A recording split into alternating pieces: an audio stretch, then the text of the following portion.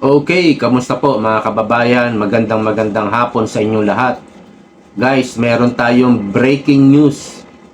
Kani-kanina lang po, mayroong press conference si BP Sara at nag-declare na siya ay tatakbo sa pagkapangulo sa 2028. Opo, nag-declare na, sinabi na ni BP Sara na siya ay tatakbo sa pagkapangulo sa 2028. Okay, ihahatid ko sa inyo, isi-share ko sa inyo.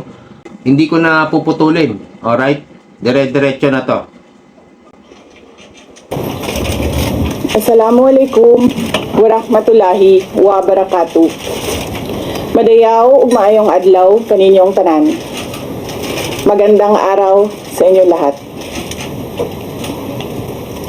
Proverbs 19 verse 21 states, "Many are the plans in a person's heart, but it is the Lord's purpose that prevails."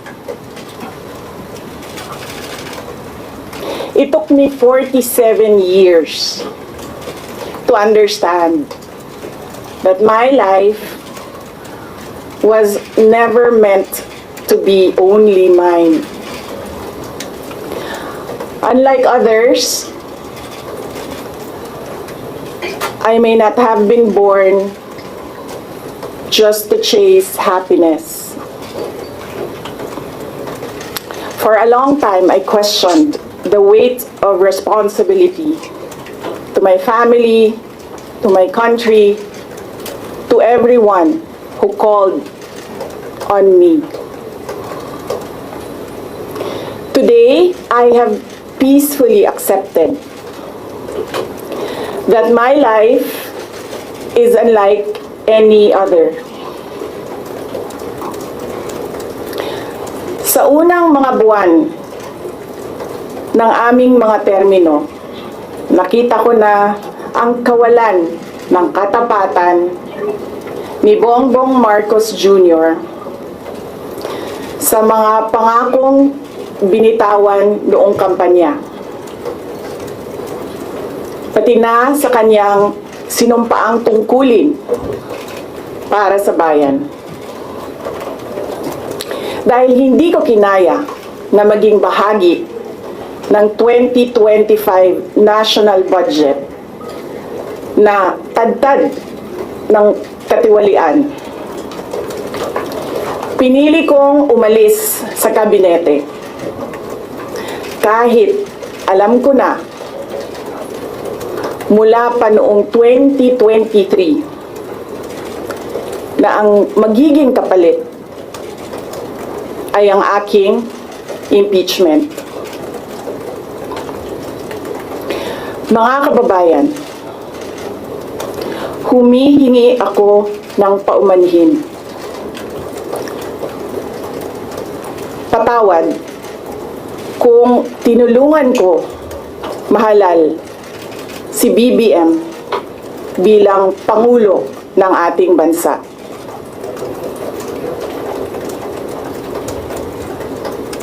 Patawad kung hanggang ngayon ay marami pa ring Pilipino ang nalulunod sa baha nang dahil sa malawakang korupsyon. Patawad kung lantaran ang pang-aabuso ng ating mga institusyon para sa pansariling interes ng mga politiko. Patawad kung patuloy ang pagtaas ng presyo ng mga pangunahing bilihin habang nananatiling kapos ang kita ng bawat pamilya. Patawad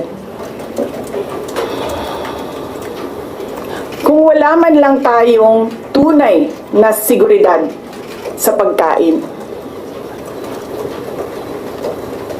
Patawad kung may nagkakasakit at binabawian bigla ng buhay dahil sa kakulangan ng maayos at epektibong healthcare system. Hindi ako kailanman natakot sa pagsira nila sa pangalan ko.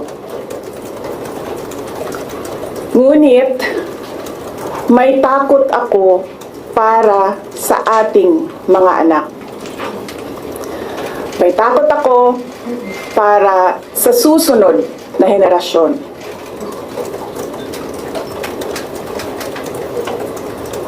May takot ako para sa mga kababayan nating walang bahay sa ibang bansa. Walang pangalawang pasaporte. Walang ibang matatakbuhan kundi ang Pilipinas. Kahit ito'y patuloy na nalulugmok sa kahirapan. Na ako'y kahadlok, nga moabot ang adlaw na dawaton na lang nato ang kapobrihon isip kapalaran. Nga maanad na ta sa sayop. Nga mawad-an na lang ta og paglaom. Og labaw sa tanan na ako'y kahadlok,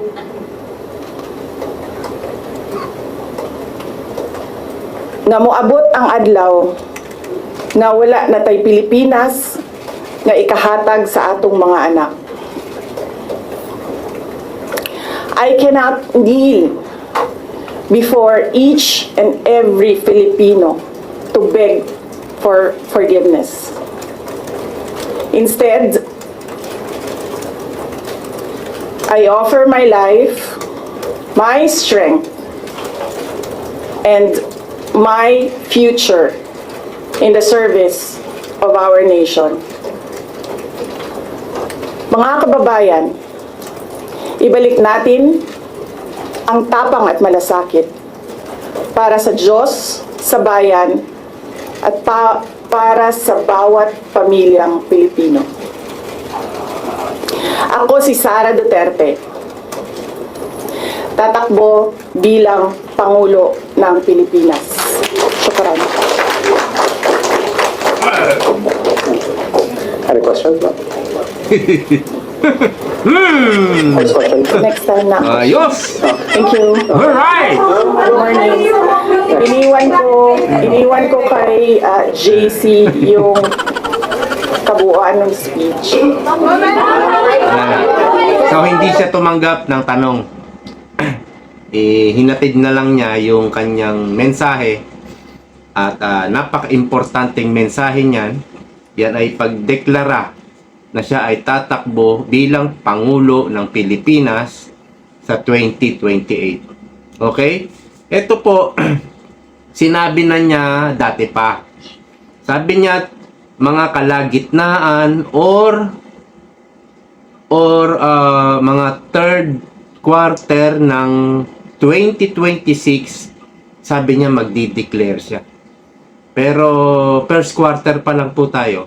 Medyo napaaga, pero 2026 pa rin. Pasok. Yan yung sinabi niya, natandaan ko eh. Medyo napaaga nga lang dahil first quarter siya ngayon nagdeklara. Okay? At sinabi ko na rin dati, sabi ko, hindi pala dati, parang last year lang yun. Bare months yun, 2025. Sabi ko dapat mag-declare na si BP Sara. Kasi may banta uli na i-impeach siya sa 2026, February 6. Yan yung date nung kung saan na sinasabi sa balita na February 6, 2026, pwede na uli siyang sampahan. Kaya nga sinabi ko last year, bare months nun, siguro mga October, November, gano'n. Sabi ko, BP Sara, mag-declare ka na. Ganon din eh. Ganon din. Alam na rin nila eh, na si BP Sara, siguro 99% tatakbo yan. Meron lang 1% na negatibo. At ganon din, no? Kahit habang hindi siya nagde-declare, sinisira, patuloy eh. Patuloy na sinisiraan eh. Kasi ito po yung nangyari kay Jojo Marbinay dati. na napakaaga naman ni Jejo Marbinay nag-declare na siya ay tatakbo. Siyempre, Dilawan yung nakaupo. Alam mo naman mga ugali ng Dilawan. Magaling sila sa propaganda, sa paninira. Dahil barkada nila, tropa nila yung mga NPA, mga komunista. Kaya, ang style ngayon ng mga politiko pagdating sa presidente, hindi nila sinasabi ng maaga na sila ay tatakbo sa pagka-presidente dahil nagka-problema nga doon kay Jejo Marbinay na maaga siya nag-declare kaya siniraan siya ng siniraan, no? Kaya natakot na yung iba, hindi ginaya si Jejo Marbinay. Kaya ayaw nila hanggat maaari mag-declare. Kahit nga si Lenny 2022, late na nag-declare si Lenny. Ang nangyari naman kay Lenny, sobrang late ng declaration niya. Hindi na siguro sila nakapag-prepare, no? Kasi kapag tatakbo ka, lahat po ng kasulok-sulukan ng Pilipinas hanggang sa mga OFW sa iba't ibang bansa, siguro 2 taon. O ito, tamang-tama yung ganitong taon, 2026, na uumpisahan mo ng maglibot. Ano po yan basic po yan, ganyan naman po talaga kahit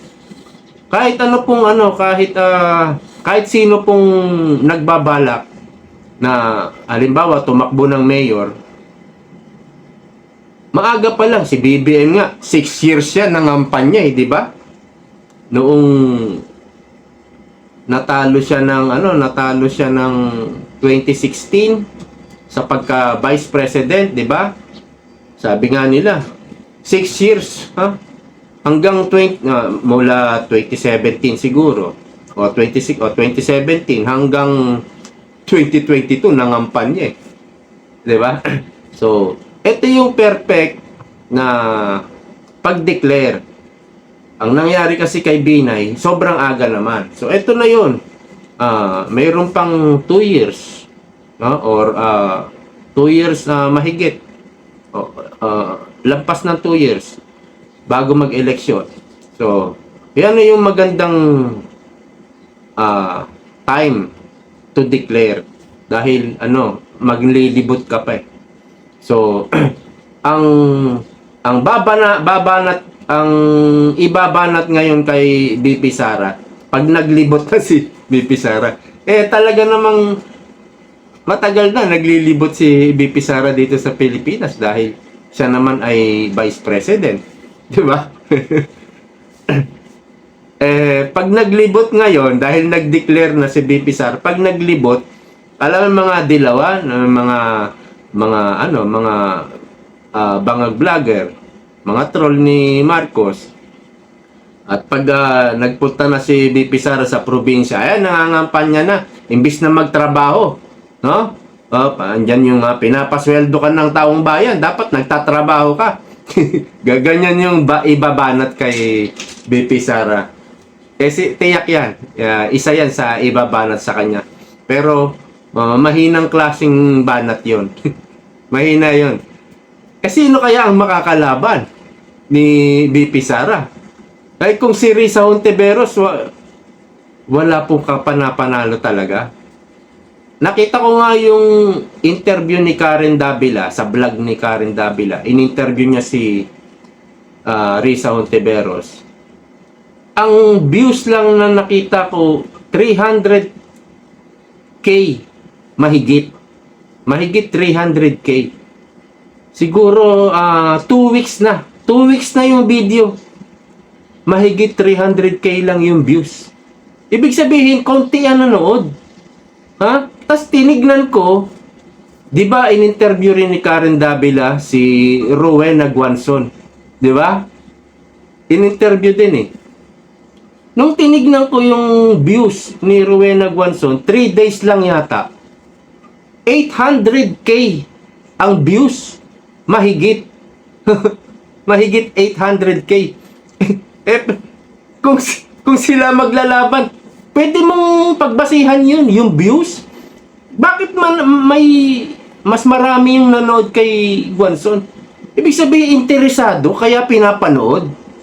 Yung kay Risa Hontiveros, kaunti lang yung interesado.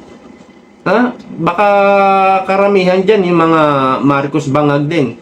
Dahil napapabalita na makikipag-tandem si Risa Hontiveros. At yung yung mga troll, mga media, baka yun. 'Di ba? Doon mo pwedeng pagbasihan sa views. Ibig sabihin interesado yung mga tao, mas interesado kay Rowena Guanzon kaysa kay Risa Hontiveros. Dahil 800k yung views ni Rowena Guanzon, 3 days ago lang yun. Ha? So, napakaganda niyan. Total, sinisiraan ka naman, patuloy kang sinisiraan at i-impeach ka, dapat talaga mag-declare na. Ganon din Ganon din At 2026 naman na. 2 years na lang At mag-recap lang po tayo, no? Ang mga sinabi ni BP Sara kanina, it took 47 years.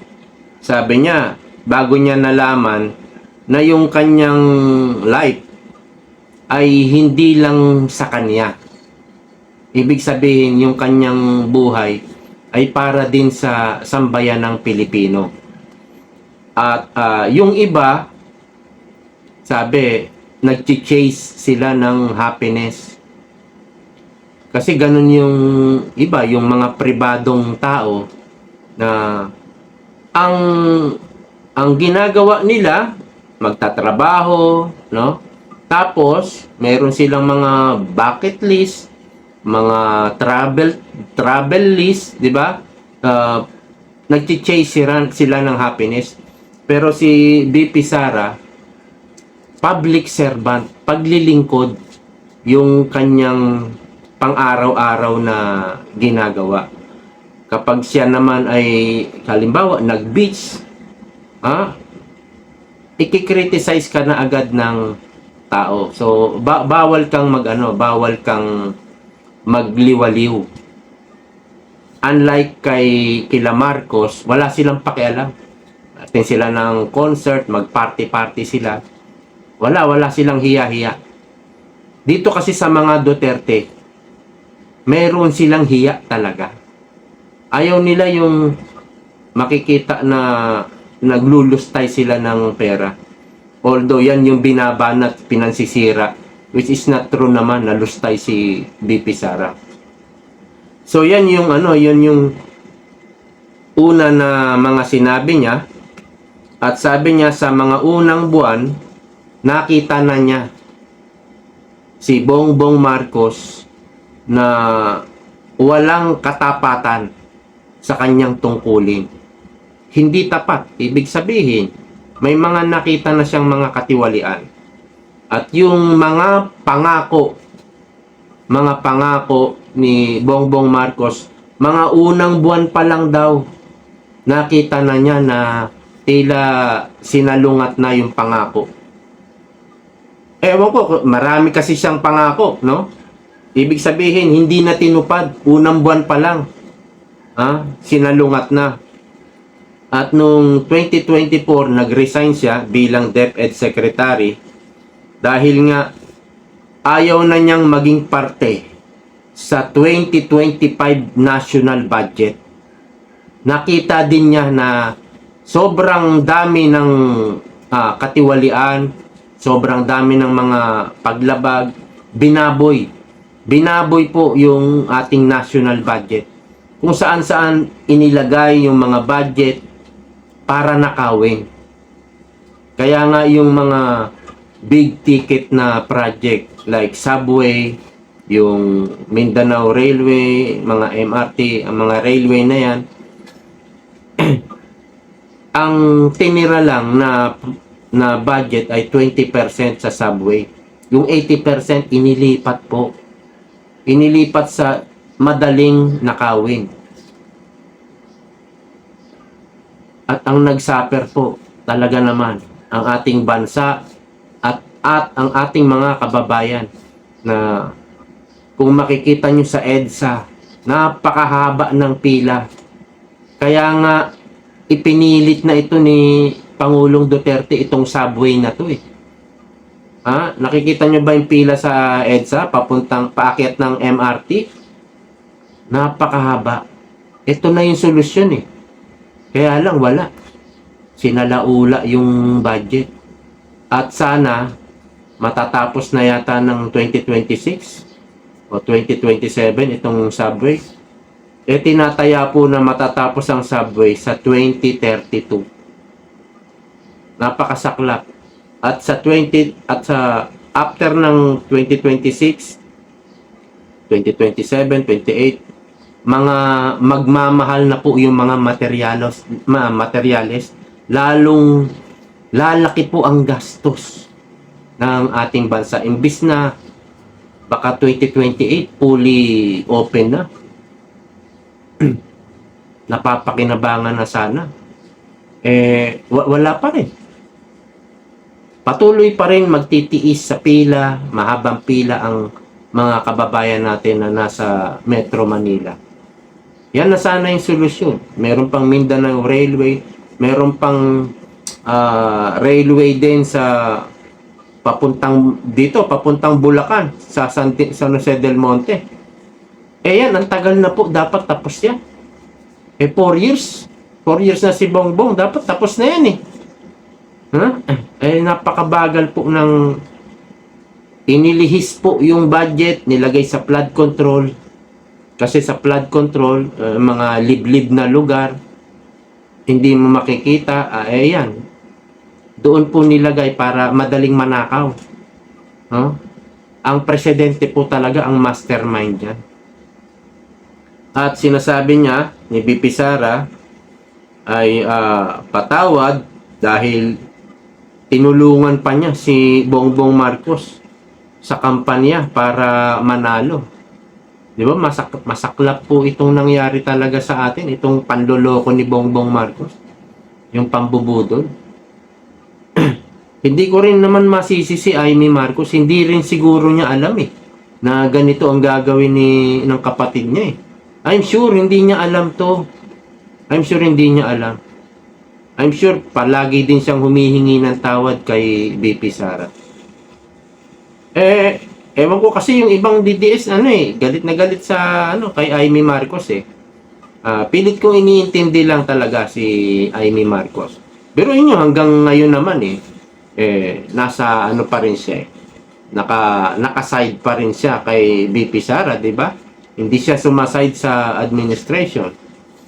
At wala naman tayong preba, wala naman tayong nakikitang kumbaga binubudol niya si BP Sara. So, ayun yung sa akin eh, hanggat wala tayong preba, walang nagsusumbong, o kaya basta ganun, o walang mabigat na ebidensya, wag muna natin husgahan. At sabi niya ay lunod na sa baha ang ating mga kababayan, so humihingi siya ng patawad, at ito pong mga abusado sa kapangyarihan. Kagaya nila Boying Rimulya. Yan, mga Rimulya na yan. At yung PNP, 'di ba? Sila Torre dati, mga nag-abuso sa kapangyarihan. Hinihingan din ng patawad ni BP Sara at nagtaasan na nga ang presyo ng mga pangunahing bilihin. Pagkain, wala tayong seguridad sa pagkain. At ito pa yung ating healthcare system na imbis na may 60 billion ang PhilHealth kinuha na dapat napakinabangan na ibigay talaga. Kung yung 60 billion na yun, napakalaking halaga niyan. Kung naikalat po yun sa mga tao. Kaya nga ito, sabi ni BP Sara, humihingi siya ng patawad. Ito yung naging resulta sa pagtulong niya kay BBM. At sabi niya, hindi naman daw siya natatakot na ano ba yung sinabi niya? Hindi siya natatakot kung siya ay habang sinisiraan siya, may threat sa kanya na mai-impeach siya at may threat yung buhay niya. Sabi niya hindi naman daw siya natatakot, kundi natatakot siya dahil sa future ng mga Pilipino. Yun yung tinitignan niya. Yun ang tinatatakot niya, na paano na lang kung magpatuloy itong mga masasamang elemento sa gobyerno. At paano kung magpatuloy na sila pa rin ang may hawak ng gobyerno. Yung future po natin, yun yung ikinatatakot ni BP Sara. At sabi niya, kapag worse comes to worse, wala pong ibang matatakbuhan. Wala tayong ibang bahay sa ibang bansa na kapag wala na talagang bagsak na ang gobyerno, bagsak na ang Pilipinas, yung iba mayroon pang matatakbuhan sa ibang bansa. Paano na tayo? Wala tayong ibang bahay sa ibang bansa. Kasi pwedeng magkagera nga. Ito kasing gobyerno natin nakikipag-away sa China. Tapos ngayon medyo kumakambyo na sila. Di ba mga bangag lang talaga? At ang sabi pa niya ay she is willing to offer her life para sa bansa at para sa mga kababayan natin Pilipino. So napakaganda. Ito'y dapat nga mas maaga pa dito Ito'y sinabi ko na sa vlog ko na BP Sara, mag-declare ka na.